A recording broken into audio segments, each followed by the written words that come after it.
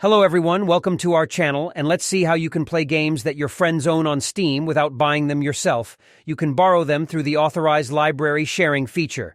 Here's how it works. Start by having your friend log into their Steam account on your computer. After they're done, they should log out, and you can log back into your own account.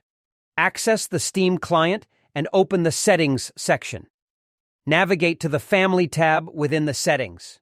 Enable authorized library sharing on this computer and select your friend's account to grant them sharing permission. If needed, manage other computers to ensure your friend's account is authorized for sharing. Apply the changes by clicking OK. Next, your friend should log into their own Steam account.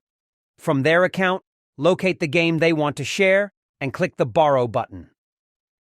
An email will be sent to you, the borrower. Your friend needs to follow the instructions in the email to authorize your access to the game.